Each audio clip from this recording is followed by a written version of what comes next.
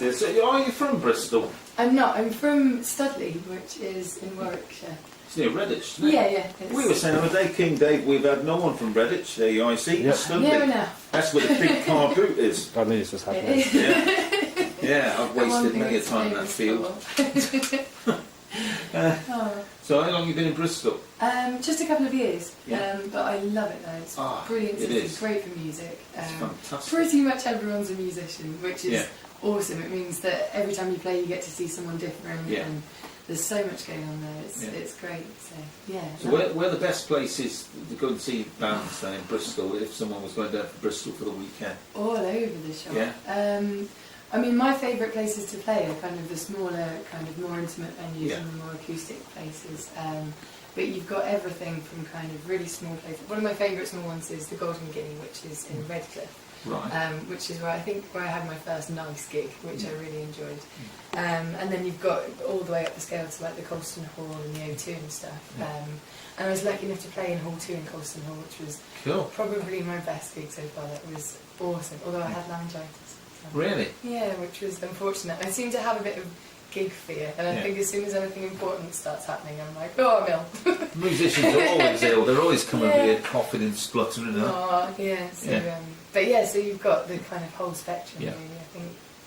Yeah. What about the Bristol Harbour Festival? Do you ever play that? I haven't, no, but I've been for the last 2 years. Yeah. I've been watching. And me. Last year, in fact, no, this year I was singing in the choir with Ant Noel and the Peabody Trakes. I don't know if you've heard of them. No. You have? Yeah, pretty good. Yeah. They're awesome, absolutely awesome. And this year for the Harbour Festival, they were playing on the BBC Introducing stage, Right. or BBC Radio Bristol stage. Yeah. And there was a kind of choir of about 20 or 30 of us just stood at the front of the stage and kind of singing along and getting into it. That was This wasn't that the was really choir fun. with like black t-shirts. Yeah. And I saw you lot. daffodils. Yeah, I was got there? pictures of them. I've got on the harbour front there, for the acoustic stage. Yeah. Yeah. So, that's as close as I've got to playing. I'll have a look later on those pictures, see if I can spot you on there. I was dressed as a pirate. So A pirate, right, quite okay. easy to, Cool. spot, Yeah. So any chances you will be playing this year or next Well, year? fingers crossed, I'd love to. I Yeah. would love to. We're playing at the Acoustic Festival in January at St George's, so that's kind of a similar kind of thing, but indoors. Fingers crossed. Right, yeah, awesome place to go if you want to hear music. That's the place to be. Every time I've been down there, so I've had a good time down there. Right, so how would you describe yourself as a singer? Well, I describe myself as a piano player. A piano player, right? Okay. I've always been a piano player. I was classically trained and learnt since I was about 3. Right. Did all the grades and stuff, and then stopped playing for ages. And I've never really been a singer, so I've only really started singing the last couple of years. I did a songwriting course in Bath 2 and a bit years ago, and I more wanted to be a songwriter than anything else. But then I realised that no one's going to hear my songs unless I sing them. So I started braving it a bit and becoming more of a singer. But I still feel like a piano player. Really? Happens to be singing, I guess. So. That's how I trust myself. Yeah. Yeah. Do you get nerves? Sometimes, yeah. I used to be petrified when I did my first open mic was in Bath when I was doing the songwriting course, and I did one song. I did "Creep" by Radiohead. Yeah. And I was literally just shaking the whole way through. Like I felt horrible, but it went quite well, and people seemed kind of fairly receptive. I was like, oh, okay, I could try this again. So I did some more open mics around Bath, and then recorded the album and stuff before I'd done a gig, which was the wrong way around. So I'd done a few open mics and recorded the album over the summer, and then moved to Bristol, and then saved up to get it like mixed and mastered and printed up and all that kind of thing, and then did my first gig. So I did it the wrong way around. I don't know. I had no one to sell it to.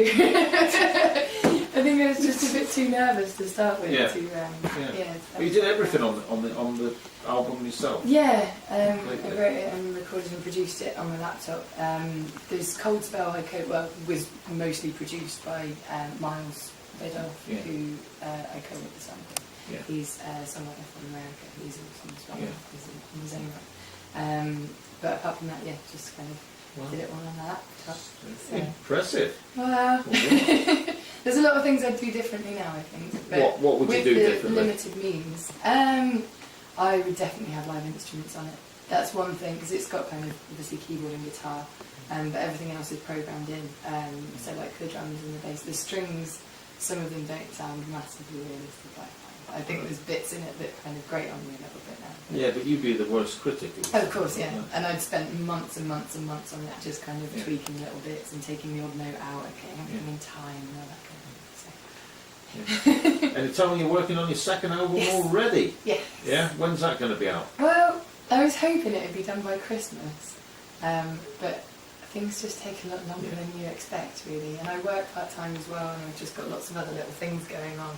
So I think it will be mostly recorded, all the songs are done and all the demos are recorded. It'll be mostly recorded by Christmas, and then I'm going to get live musicians in January, February time. Then I'm going to New Zealand for 3 months. Right. Because I decided I need a break. I think of worse places to be. I know. Basically, I've got some friends over there at the moment, and they're planning on travelling around the South Island from March. So I'm off to New Zealand for a few months then, and then coming back to Bristol for the summer. Yeah. So, So yeah, I think I would imagine I would release it when I get back to Bristol. Right. Release it properly, but it'll probably. So have you done anything different on this album than the last one, or recorded it the same? Or? I've recorded it mostly the same. I tried lots of things with it. I tried recording in a studio, like at the start of the year. I met some people who were doing it for free for me, basically, and they got some session musicians in and stuff, and it was great. It went quite well, but I quite like having the control, I think.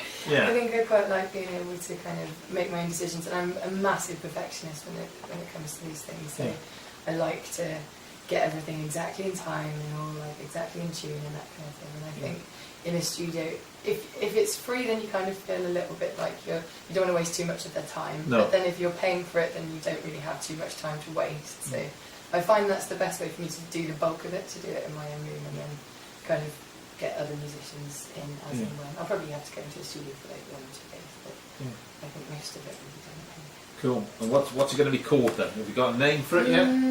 Initially, it was being called either Till the End or Love Like You Never Been Hurt, but I'm still not sure. Initially, it was going to be a concept EP, which was just about kind of falling in love, falling out of love, falling back in love. And now it's kind of extended into a whole album. Similar, it's mostly kind of that thread. Yeah. But I'm still not sure on the time. No. I think it will come once it's done. Yeah, of course it will. When you're least expecting it, it will come. It's always the way. Right, ready for another one? Yeah. What are we going to do this time? This time it will be Dress to Kill, I think, which is a song from my album. Right.